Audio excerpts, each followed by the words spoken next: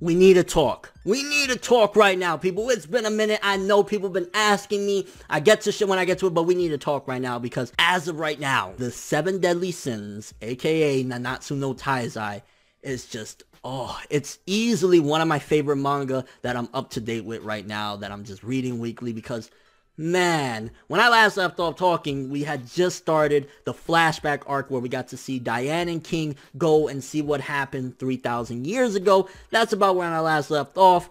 Now we're in greatness, and there was some great moments in there too. I'm glad that that flashback didn't last longer than it should have. Some people would argue that maybe it was too long, whatever, but we learned a lot about what happened 3,000 years ago. We got development, which I knew. It was kind of standard, but I knew more or less what was going to happen with King towards the end of that. I didn't necessarily know how Diane was going to progress, but I knew King was going to get his wings most of, out of all of that shit. Now, because a lot of people, I think Nakaba, the creator, the writer or whatever, threw us off. I thought that human that betrayed the fairies was going to actually be Bond's reincarnation. Didn't realize it was going to be the dog. That kind of threw me for a loop, and I was kind of a little bit confused about the character. So seemingly, he was indeed a piece of shit, but it was kind of like, I don't know if he was hired muscle to do this and he regretted it and felt bad, or what was up with that. That kind of threw me for a loop, but just everything about seeing 3,000 years ago and what happened. Oh my gosh, Galder, because I feel as though Galder was a central piece of history 3,000 years ago and what really happened, seeing the real Galder, finding out more about this Galder and shit like that. Like, everything about Galder, it really explored this character more. That's been a mystery for a long time. Galder, mystery as a motherfucker. It's like, what, so it's a doll, what's going on here? Finding out more about Galder and his true form, who he really was, which I'm assuming dead, and I really wish we would have got the full outcome, which I think they'll probably show it towards the end of the arc, which we're almost there. I feel as though this arc won't last that much longer, but I really would have loved to see what the fuck happened. How did Galder completely put an end to it? And Nakaba even teased it when Diane asked Galder, like, so how did it end? And he said, I can't say. He will say at some given point, maybe when all of this is over, or somebody will cut to a flashback and say, hey, this is what Galder tried to do to me all those years ago, something like that. Like, it'll happen, but I was just like, oh man, the design for Galder, the real Galder, and finding out his connection. Like, honestly, if you're coming here to ask if I'm saying, hey, is 7 Deadly Sins still worth it, or is it worth it in general, it's fucking worth it, right? So let's throw that out the window. For people coming in brand new, or they dropped off with the manga, or they stopped at season 1 and they're waiting for season 2 and they're wondering, should they read the manga? I mean, season 2 is going to be lit, but we don't know if they're going to use some of the same tactics they did with season 1 of like skipping shit, and there's so much good shit. If you saw some of my previous 7 Deadly Sins videos where I was talking about the stuff that happens after the anime, it's fucking lit as fuck. But where we're at right now and what I've read up until now, in between the last video, whatever, again, so we had all the events of the 3,000 years ago, finding out more about Elizabeth, and this is one thing that I gotta stress, and this was my favorite part of my read up and catch up with all this, because the Galder stuff was good too, getting more of his backstory and finding out that Galder essentially is a good person. Confused, did some shady shit, Galder's a good person, but fuck that shit, because the thing that caught me, that hit me in the feels, that made me think 7 Deadly Sins, it's a, not necessarily lighthearted, but it isn't a tragedy, dark, it's a shonen. It's not a seinen like Tokyo Ghoul or Berserk or some shit like that. I'm not comparing them. All I'm saying is that it's not a seinen. It's a shonen, and it's a bit more lighthearted than a lot of other stories. However, one character that I'm just like,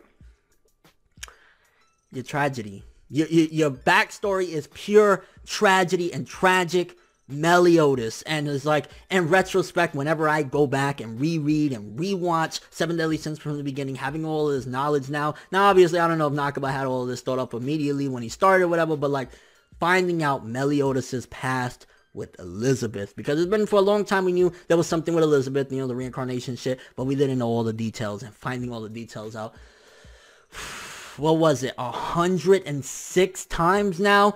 This is the 107th time reincarnation with Elizabeth. Elizabeth's died in his arms in front of him 3 days after getting her memories back. Like, honestly, just seeing the art, oh my gosh, and I know I'm just fanboying right now, I don't give a fuck. This is me talking 7 Deadly Sins. You don't like it? Piss off. Like, yo, when you see the start of the flashback of Meliodas and Elizabeth, and they're all bloody and fucked up, and they were fighting their parents, if you think about it, it goes sort of to a basic element of like, you could take it down to Romeo and Juliet, two people that they wanted to be together so bad and their parents disagreed, their families disagreed or whatever. So you could take it as far as back, or you could take it as far as a simple relationship in modern day world of where, you know, your parents punish you for being with somebody that they don't agree with. So it's really interesting putting it into different perspectives of where you could go with it. Romeo and Juliet, a modern day Romeo and Juliet, or just in general the way they were taking this. And I loved every fucking second of it. The most interesting stuff. And it's like, you got to think this character, and this is what I really like about Meliodas right now, is that with everything he'd been through, 3,000 years, you know what I'm saying, a long time, 100 and something different Elizabeths, and he still kind of plays it like nothing happened. And that's because I think he keeps it deep in his heart because he doesn't want to remember. He doesn't, and of course bringing it up to Elizabeth, he doesn't want to trigger the memories to begin with. But it's interesting that he's a campy guy, but beneath it all, it's really dark in there, and I loved it. I thought that that was some of the best stuff in all of Seven Deadly Sins. Like, the backstory of Meliodas and Elizabeth, that hit me fucking hard. It hit me hard, finding out that that's kind of why the Demon Clan, you know, well, of course there was other things because they thought that she's the same Elizabeth from back in the day. That's why they resent Elizabeth. That's why Zeldarus resents her because he feels as though you tainted my brother and shit like that. It's just like...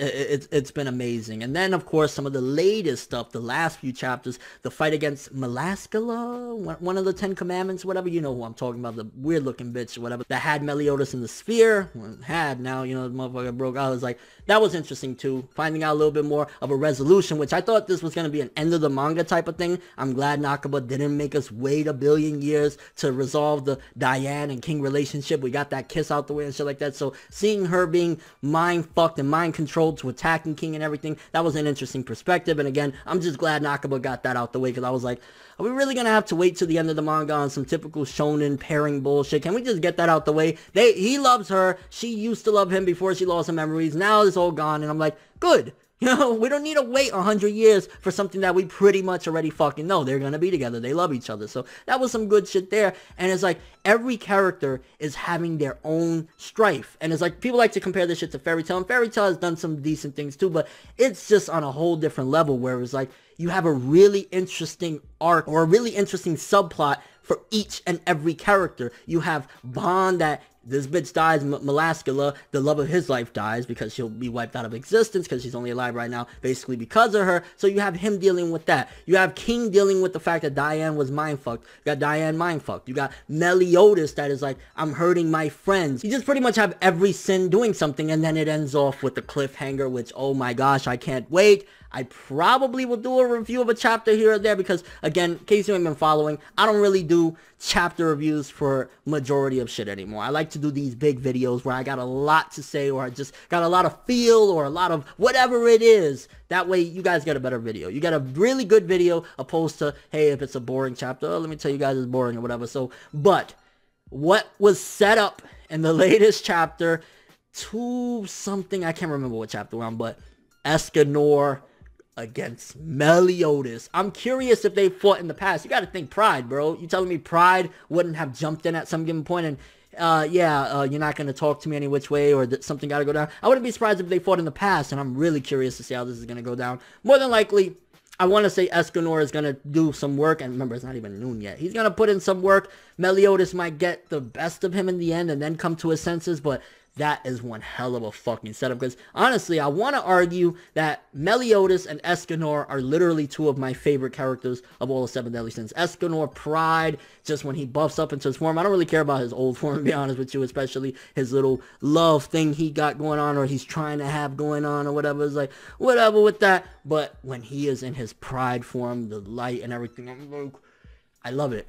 I love it. The setup, the cliffhanger, Seven Deadly Sins right now, again, is just like, why aren't you reading it? If you're not fucking reading it and you watch this whole damn video, one, I spoiled the shit out of you. I gave you one, and this is an updated video. Two, go fucking read it, or when the anime comes out with season 2, you better be watching if you've seen season 1, because it's been fucking amazing. It's been incredible. I love it. I really love it. Everything that happened with Galder, Meliodas' backstory, what we have in the wings right now of Meliodas versus Escanor, Diane's backstory, backstory, or not Diane's backstory, but what she went through in the 3,000 years, finding everything out, King getting his wings, finding out what happened in the fairy forest where those humans betrayed them. So much amazing stuff. I absolutely love it, and honestly, I feel as though Seven Deadly Sins, it does get some praise, but I still feel that it's underrated. I still feel that Seven Deadly Sins, when people bring up the greats, they always bring up One Piece, Hunter x Hunter, you know, they bring up those series. They don't bring up Seven Deadly Sins when, in reality, Seven Deadly Sins is actually a pretty damn well-written shonen. Like, it's better than a lot of the shit in Shonen Jump, and it's not in Shonen Jump,